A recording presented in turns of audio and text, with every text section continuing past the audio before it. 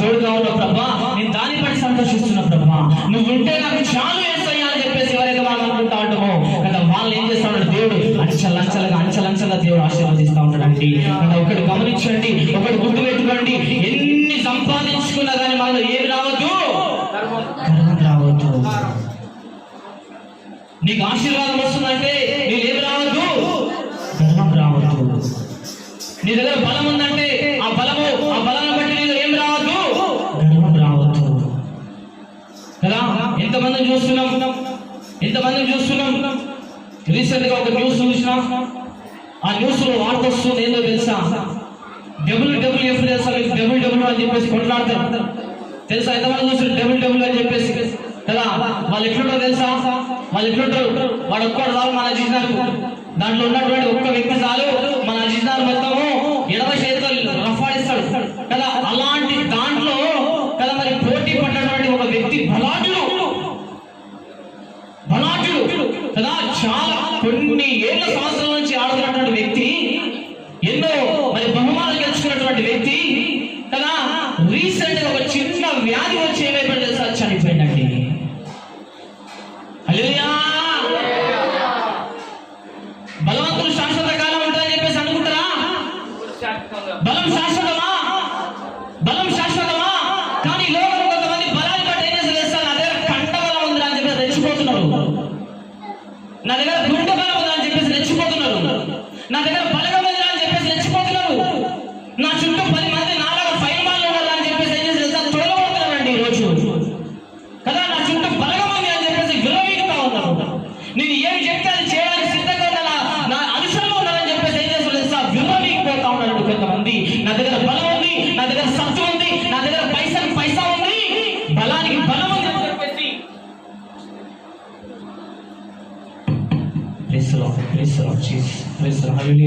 కదా. మరి బలానికి బలం ఉంది, సత్వం అని చెప్పేసి ఏం చేస్తారు తెలుసా, చాలా మంది అహంకారంగా ఫీల్ అయిపోయి వాళ్ళ మైండ్ ఒకటి ఉంది, వాళ్ళ మైండ్ ఒకటి లేదు తెలుసా కదా. నేను ఎక్కడ ఉంటే అక్కడ ప్రజలు నా చెప్పు చేతుల కింద ఉండాలి. ఎందుకు? నా దగ్గర ఏముంది, కండ పట్టినాడు బలం ఉంది, జేబు నిండా డబ్బు ఉంది కదా, గుండెలో దమ్ము ఉంది కదా, మరి జేబు నిండా డబ్బు ఉంది, నా అంగి ఇప్పిస్తే 6 ప్యాక్ బాడీ ఉంది. ఇక ఇన్ని ఉన్న తర్వాత నేను భయపడాలి అంటే నేను కాదు భయపడాల్సింది, నన్ను చూసుకొని భయపడాలి. అట్లా వరకు నాకు దండం పెట్టాలి, అట్లాగైనా వెయిట్ నాకు సలాం పెట్టాలి కదా. నా ముందు నడుచుకుంటూ పోయినా నన్ను సైలెంట్ గా పోదు. ఒకవేళ తప్పిదాన్ని సైలెంట్ గా పోయినా ఈ బలవంతుడు ఏం చేస్తాడు, మన పైన కన్నేస్తాడు. ఇక వీరికి చాలా కట్టింగ్ ఎక్కువైన రోయ్ కదా, వీరికి చాలా పవర్ ఎక్కువైందా, ఈ తోక ఏం చేయాలి, కట్ చేయాలి. వీడు నాకు దొరకకపోడా, వీడి తోక కట్ చేయకపోతానని చెప్పేసి ఏం తెలుసా, ఈ మధ్య కాలంలో బలవంతులు దేని బట్టి గర్వం చేస్తా ఉన్నారండి, బలాన్ని బట్టి గర్వం చేస్తా ఉన్నారండి. కానీ వాళ్ళకు తెలియదు కదా, దేవుని ముందు బలము కూడా శూన్యమే, గుణము కూడా శూన్యమే, ధనము కూడా శూన్యమే.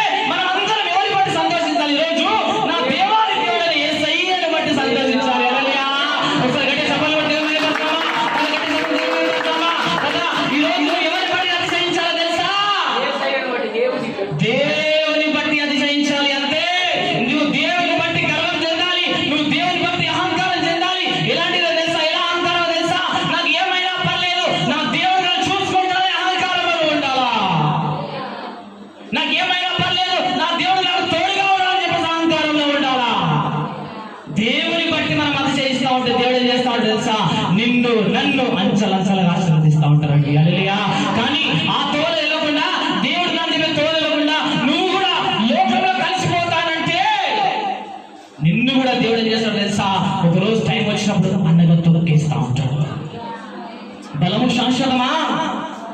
శాశ్వతమా కదా. అమెరికా ప్రాంతంలో మైకేల్ జాక్సన్ అనే ఒక డాన్సర్ ఉండే ఒకప్పుడు.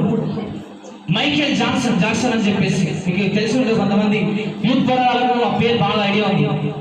మైకేల్ జాక్సన్ అని చెప్పేసి డాన్స్ చేసినంటే నెంబర్ 1 డాన్స్ కదా. డాన్స్ చేసినట్టే అక్కడ ఉన్నటువంటి అందరు ఇట్లా పరిశ్రమ కావాలి డాన్స్ చూస్తే. ఆయన ఒకటి అనుకున్నాడు, నా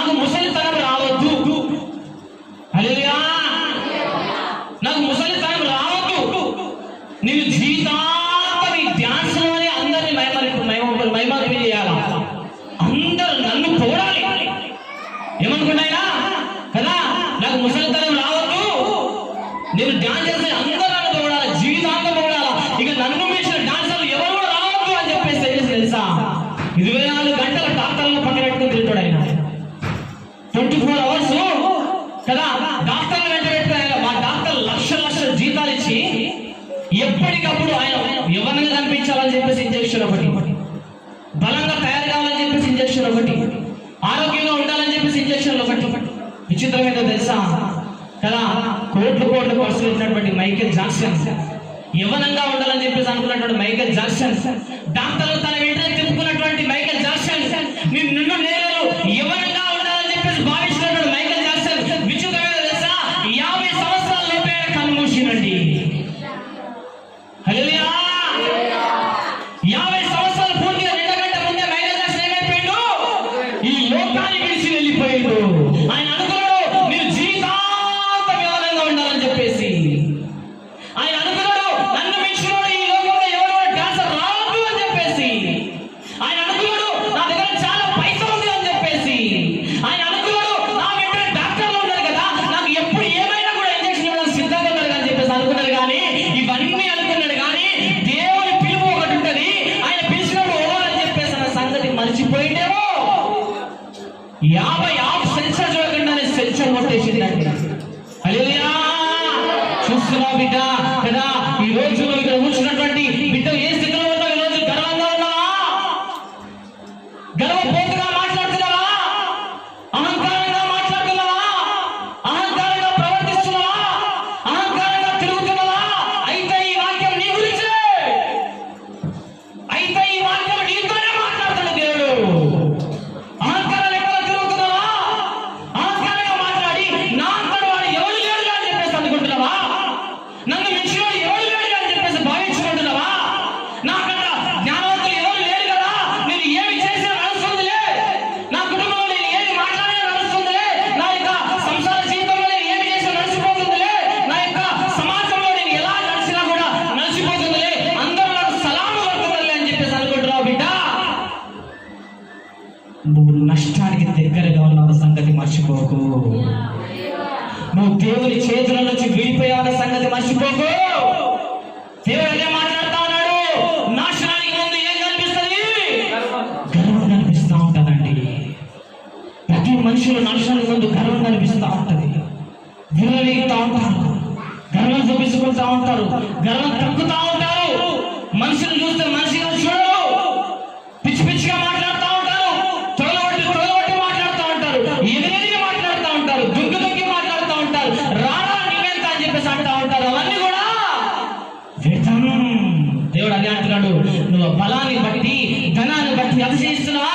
అది నువ్వు వ్యర్థమైన లోకంలో జీవిస్తున్నావు కదా. ఈ రోజు నువ్వు ఏమి ఉన్నా లేకపోయినా ఒకటి అనుకోవాలా, నీ ముందు ఎవరైనా వచ్చి బలవంతులు కదా, నీ ముందు ఎవరైనా వచ్చి బలవంతులు నిన్ను తొక్కడానికి ప్రయత్నం చేస్తున్నారా? ధనమున్న వాళ్ళు వచ్చి నిన్ను హేళన చేసి మాట్లాడుతున్నారా? నీ చుట్టుముట్టున్నటువంటి వ్యక్తులందరూ కూడా నిన్ను చులకనగా చూస్తున్నారా? వీడి దగ్గర బలం లేదు, వీడు ఉట్టి పిరికోడరా అని చెప్పేసి అంటున్నారా? ఏం పర్లేదు, వీడు ఉట్టి కదా వెర్రివాడా అని చెప్పేసి అంటున్నారా? ఏం పర్లేదు. వీడు వేస్ట్ కాడా అని చెప్పేసి అంటున్నారా?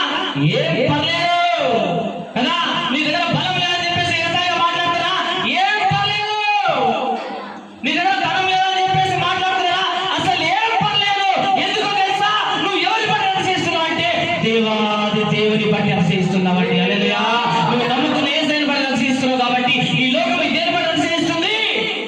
బలాన్ని బట్టి, పైస బట్టి, గర్వాన్ని బట్టి అతిశయిస్తా ఉంటే కదా నువ్వు ఒక్కదానివే, నువ్వు ఒక్కడివే ఎవరి బట్టి అతిశయిస్తావు? రోజు దేవుని బట్టి అతిశయిస్తా ఉన్నావండి. దేవుని బట్టి అతిశయిస్తా ఉన్నావండి. నువ్వు దేవుని బట్టి అతిశయిస్తా ఉంటే దేవుడు నిన్ను ఉత్తగా వదిలేస్తాడా? ఉత్తగా వదిలేస్తాడా? ఉత్తగా మాత్రం వదిలేడు. నిన్ను ఎక్కడైతే తిట్టినో, నిన్ను ఎక్కడైతే ఎగతాళి చేసినో, నిన్ను ఎక్కడైతే కొట్టినో, నిన్ను ఎక్కడైతే చీపు అని చెప్పేసి మాట్లాడుతారో అక్కడైనా దేవుడు ఏం చేస్తాడు తెలుసా? తలగా పెట్టుకుంటా ఉంటాడండి కదా.